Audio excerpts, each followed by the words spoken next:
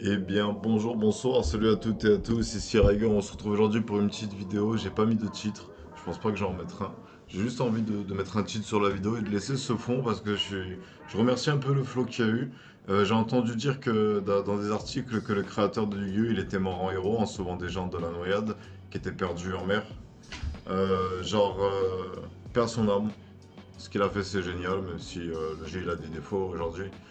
L'univers qu'il a créé est juste fantastique, le délire dans lequel il met les gens, c'est un bon délire. Ça permet de s'évader, et en plus de ça, tu joues à un jeu qui te demande quand même de la stratégie lorsque tu construis ton deck. Euh, c'est un mélange de stratégie et de probabilité. En fait, Yu-Gi-Oh! C'est un peu comme essayer de jouer avec le destin. Et du coup, ça va peut-être m'encourager, moi, petit à petit, à essayer de finaliser comme il se doit mon, mon jeu de cartes en m'inspirant du Yu-Gi-Oh! Et en apportant les améliorations que je juge nécessaires. Si aujourd'hui je m'enregistre, enfin, c'est parce que j'adore faire des vidéos pour commencer, et de deux, c'est pour partager avec vous une idée que je viens d'avoir. C'est un peu l'occasion de philosopher, on va dire, et de réfléchir à comment améliorer le système. Je veux dire, en réalité, vous savez, je me suis renseigné rapidement sur les francs-maçons, la sorte de secte, je sais pas, le clan euh, franc-maçonnique. Je sais pas, d'après ce que j'ai compris de la page Wikipédia, c'est un groupe de personnes qui réfléchit à la vie.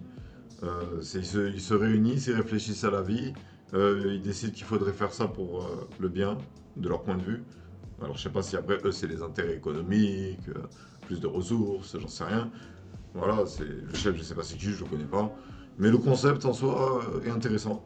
Et je vois pas le mal dans le concept si c'est réfléchir. Après, s'il y a du complotisme, de la manipulation, de la corruption, ça c'est une autre histoire. Mais les vrais ennemis, c'est les lobbies. Les industries qui, elles, pensent qu'au profit et qui veulent faire plus d'argent. Faites attention. Là, le thème vert, il a été balancé. Je trouve que c'est une bonne chose. Alors, en gros, c'est une review actualité. Les gars, je vous invite à jouer à Yu-Gi-Oh! À vous renseigner. Si vous avez envie de découvrir Yu-Gi-Oh! Petit à petit, je vous conseille l'anime Yu-Gi-Oh! GX. Moi, je l'ai trouvé sur un site avec une bonne traduction. Je sais pas s'il est disponible à l'achat en France, mais il y a une version française, mais la version japonaise, elle a plus un délire japandes, nippondes. Donc, du coup, let's go comme Todes, Johto des, Kyoto des, Tokyo des, Okinawa des. Et donc, du coup, voilà. J'étais en train de regarder les infos. Alors, ça va, j'ai pas pété un câble, parce que j'ai exprimé ma colère au moment où je la ressentais. Avant, comme exorciseur, j'avais le rap quand j'étais dans ma bulle, j'étais bien. Ces gens qui ont voulu m'en sortir. Quand j'étais dans mon monde. Si j'avais su ma propre voix dès le début, je pense que j'en serais pas là. Peut-être que j'aurais fini par péter un câble, mais je me serais pas fait piéger deux fois par le système. Je suis une sorte de prisonnier soft en réalité. Mais ça m'empêche pas de partir du principe théorique que si j'ai vraiment eu de l'influence à un moment donné dans ma psychose, est-ce que je suis capable de le refaire pour aider les gens à bâtir la paix?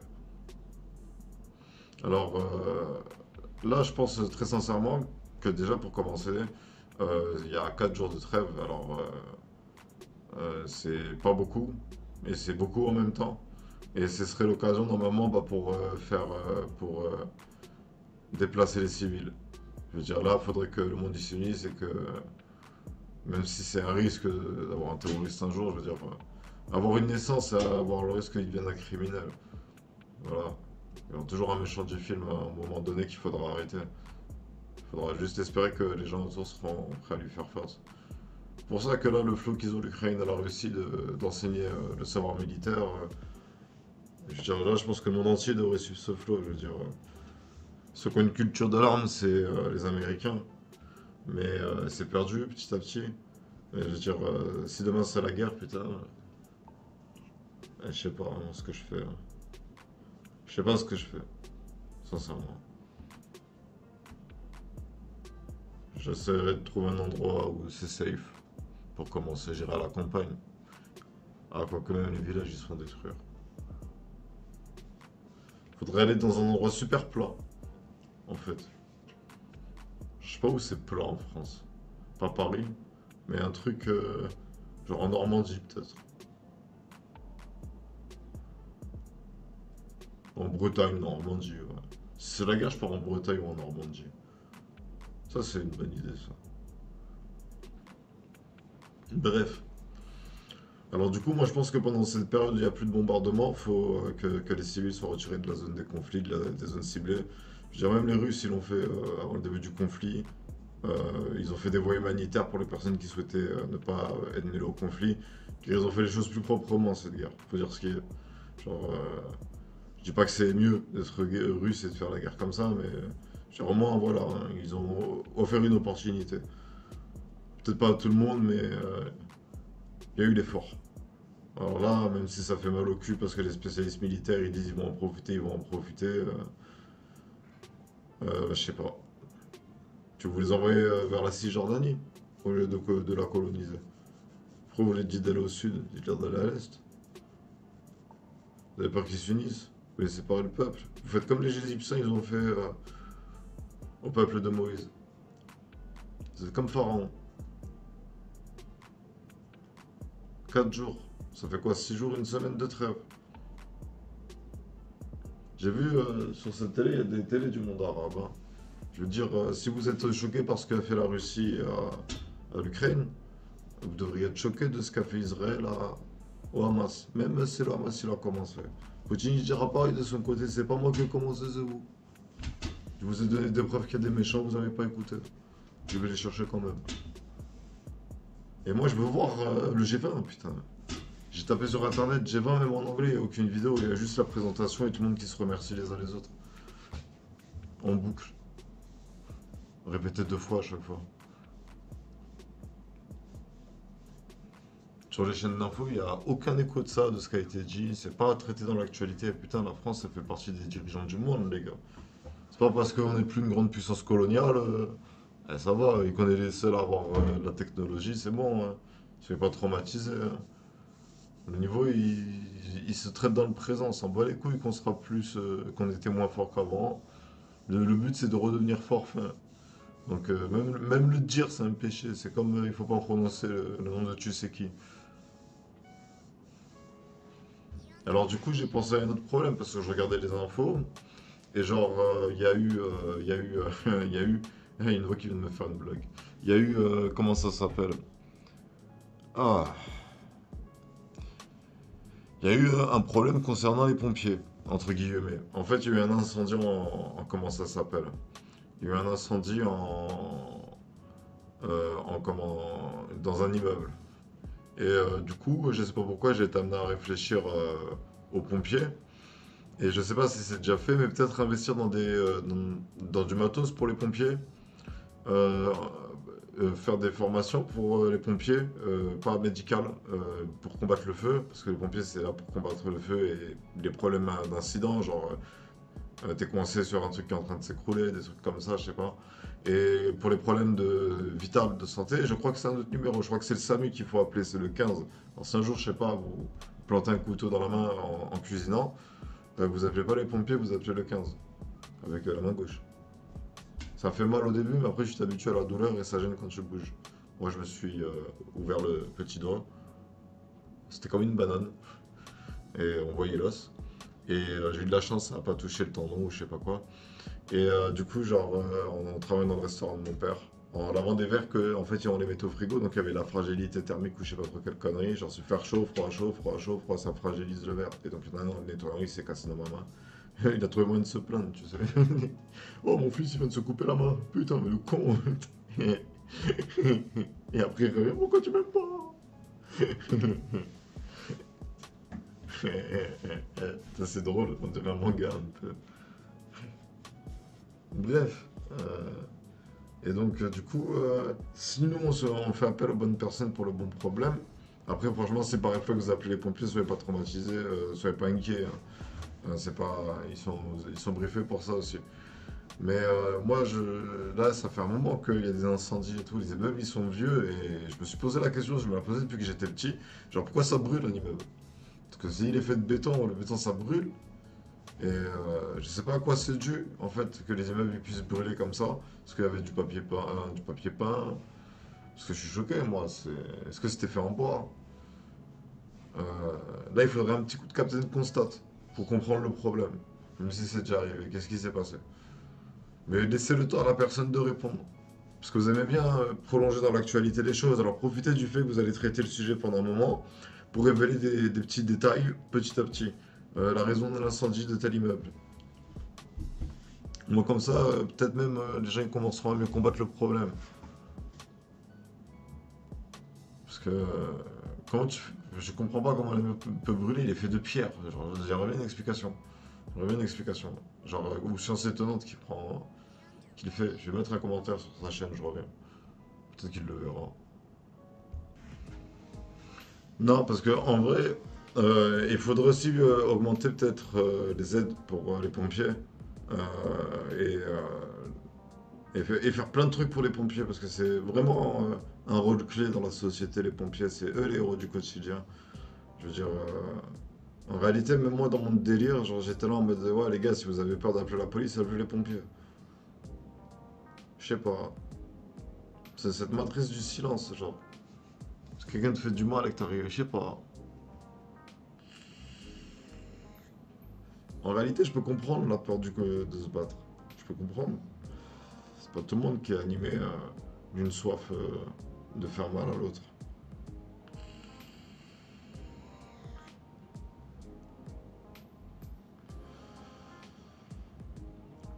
On peut avoir peur, hein. En réalité, il faut qu'on fasse de tout le monde un guerrier. Même de moi. Même de moi. J'aimerais bien avoir un rôle de stratège. C'est là où je me sens efficace. Mais pour ça, il faudrait une formation.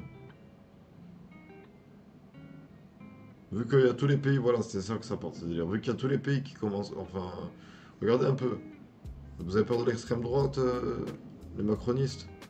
Franchement, moi je vous le dis, ça arrangerait tout le monde qu'on investisse dans l'armée aussi. Mais genre dans le recrutement, pas pour infanterie. Tu vois, pour commando. C'est qu'on arrête de faire des infanteries avec des combats avec beaucoup de soldats, tu vois. Le- la vraie réussite de la guerre, c'est des commandos efficaces dans leur mission qui communiquent entre chefs de commando.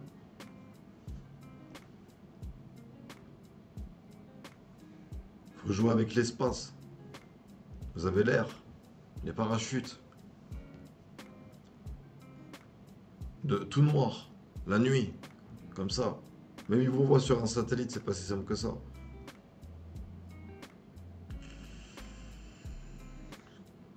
Vous engagez les pirates informatiques, vous misez tout sur retrouver les pirates informatiques. Tac, ouais, toi, retrouve le russe, essaie de pirater les satellites russes. Tac, on t'envoie au Japon.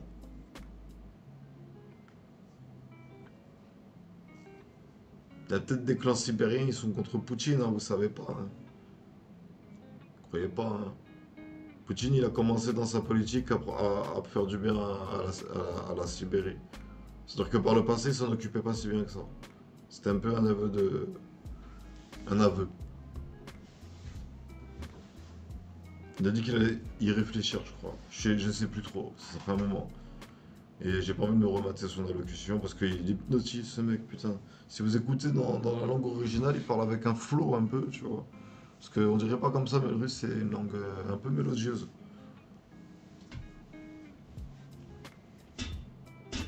Et je crois qu'il parle des langues, Poutine.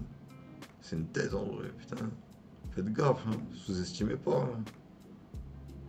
Là, en plus, il trouve des mecs déterminés, il trouve le moyen de trouver les mecs déterminés. Et il prétend se battre pour le bien lui aussi, hein. Pourquoi est-ce qu'il vous croirait plus vous que lui en réalité? Qui ment, qui dit la vérité? Qui se trompe pas dans les informations qu'il donne? Qui se vante pas, qui se vante? Qui sait pas traiter l'information? Qui sait traiter l'information? Qui est pertinent, qui n'est pas pertinent? Qui gagne, qui perd? Qui a l'avantage, qui a le désavantage? Qui a raison, qui a tort? Ont-ils raison, ont-ils tort? Le débat il est pas fini les gars. Et si il faut faire revenir les mecs, des mecs aussi déter. Faut lancer le débat. Mais des... Mais faut bien voir d'abord ce qu'ils ont dans le crâne avant de les faire venir. Leur demander de faire une liste de ce dont ils veulent parler. Et si la liste elle vous convient, vous les faites passer, mais vous leur dites pas. Et vous pouvez supprimer certains sujets si vous voulez. Et après, c'est prendre le risque de le faire passer. Sinon, vous faites comme fait BFM, hein, vous séquencez les passages du mec et vous prenez que les endroits que vous avez envie que les gens ils entendent de lui.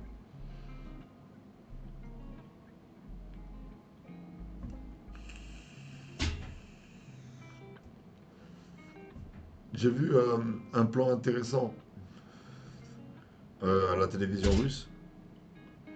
J'ai vu un plan séquence d'un mec qui était juste au téléphone et qui parlait et qui avait un dialogue. Je trouvais ça intéressant. Ils ont une vision différente.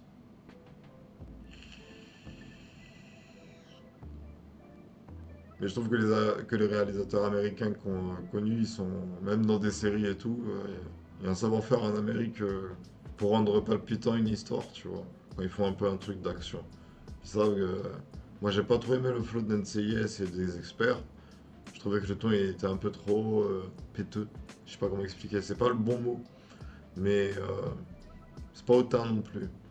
Je sais pas. C'était trop. Il y avait un peu un côté caricatural, tu vois. Les mecs, ils étaient trop personnages caractérisés par ce fait. Tu vois, dans les séries que j'aime bien, moi, il y a des évolutions de personnages. Ils sont exploités différemment, des fois dans des scènes d'action, des fois dans des scènes de suspense, des fois dans des scènes comiques. Ils font pas vraiment des blagues, tu vois, c'est du situationnel, les blagues. C'est mon modèle.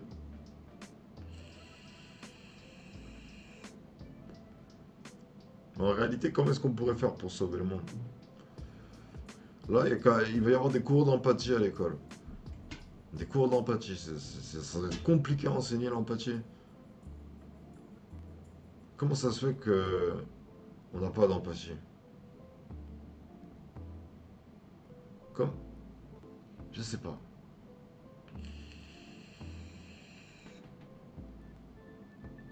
Comment on peut pas avoir d'empathie? Le Qatar, il a fait appel à moi dans ma tête. Et il a révélé que c'est le Qatar qui a résolu le problème. Coïncidence, number 77 milliards. J'en ai marre des coïncidences. Moi, je veux des faits. Si je suis réellement connecté à ce monde-là, je veux qu'ils viennent me parler. Même pour me dire, allez, boum, on arrête la sous-écoute. Ou juste ils arrêtent la sous-écoute et je tourne la page, mais ils m'appellent plus dans ma tête. Depuis qu'on s'est mis d'accord avec Poutine, il me parle plus dans ma tête. Il a respecté ça. La voix de Poutine, elle a respecté sa parole. T'as vu, tellement il a fait de la propagande, le mec, c'est une voix dans ma tête. Soldat endormi. Quand j'ai fait ma psychose en 2022, je me suis réveillé, j'avais plein de courbatures partout. Une voix dans ma tête elle m'a dit Dis la stoïche et t'auras plus de courbatures. J'ai dit la stoïche et j'ai plus de courbatures. De la stoïche, ça veut dire bonjour en russe. Ça veut dire salutation. Pliviet, c'est salut.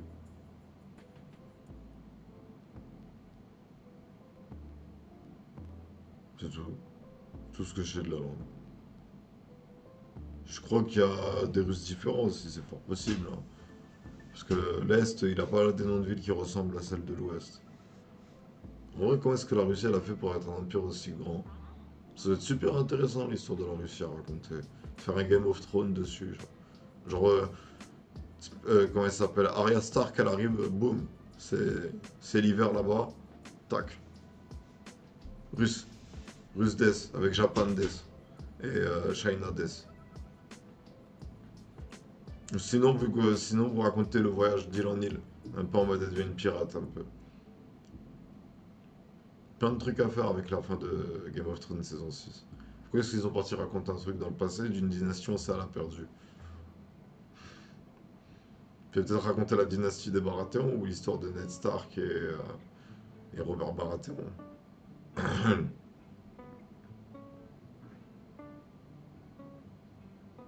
Mais en réalité, il fallait continuer avec Arya Stark et Jon Snow. C'est un spin-off, tu vois, d'un des deux. Mais vas-y, maintenant Jon Snow, il est dans le MCU. Bah après, son personnage, il a été montré un peu timidement. C'est une référence que si tu connais le personnage.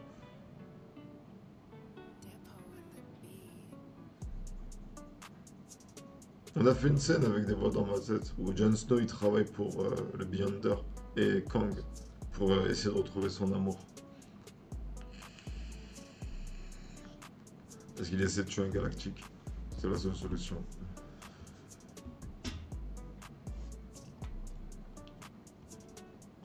Et vous en faites une série. Misez sur les séries, il faut bien que ça s'arrête un jour là, MCU. Vous arrivez plus au cinéma, misez sur les séries Disney+. Faites bien de la pub. C'est tout. C'est comme ça qu'ils font maintenant. Faites des pubs sur TikTok, sur Instagram, sur Facebook, sur X. Des contenus sponsorisés.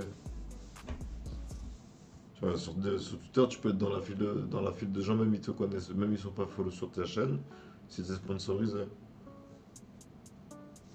J'ai hâte de me poser et de commencer à travailler bien les projets. Genre, quand les voix dans ma tête, ça arrête de me casser les couilles.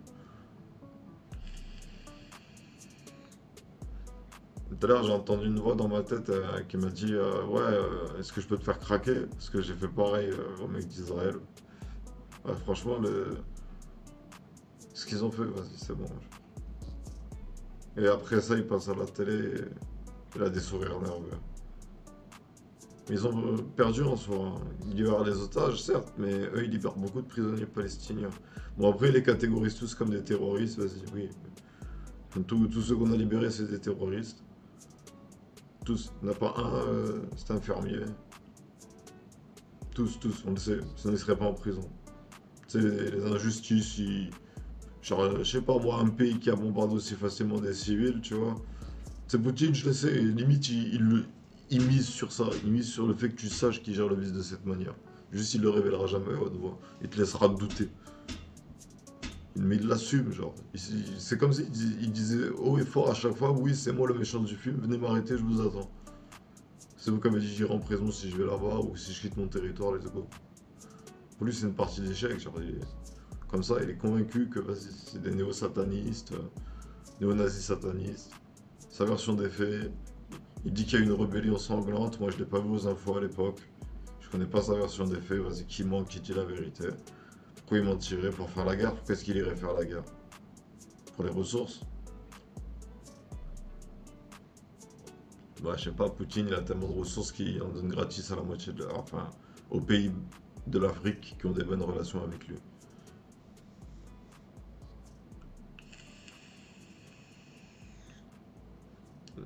La guerre de conviction, elle commence, les gars. De toute façon, on pourra pas longtemps tous rester silencieux. Ça nous rattrapera. Moi, je crois en l'infinité des âmes, les gars. Je sais qu'il y a une vie après la mort. Je sais pas ce qui m'attend, moi. J'ai vu que le noir quand j'ai cru mourir. Mais j'étais encore là dans ma tête.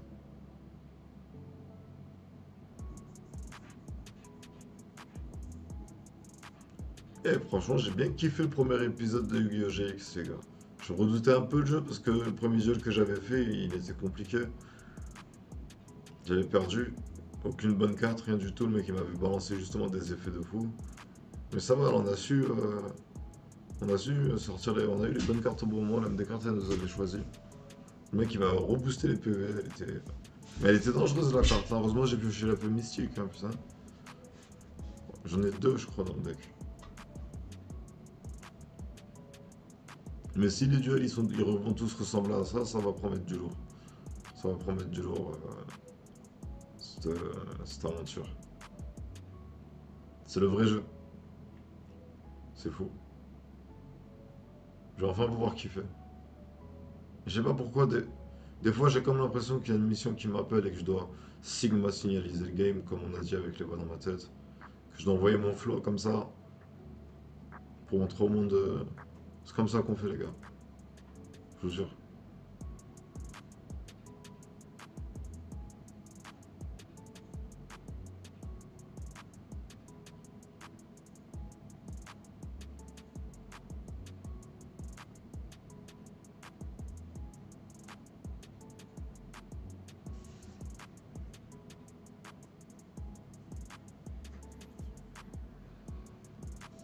Allez les gars, je vous laisse ici. C'était Rager, je vous remercie d'avoir suivi cette vidéo. Je vous souhaite une bonne journée, une bonne soirée, un bon après-midi.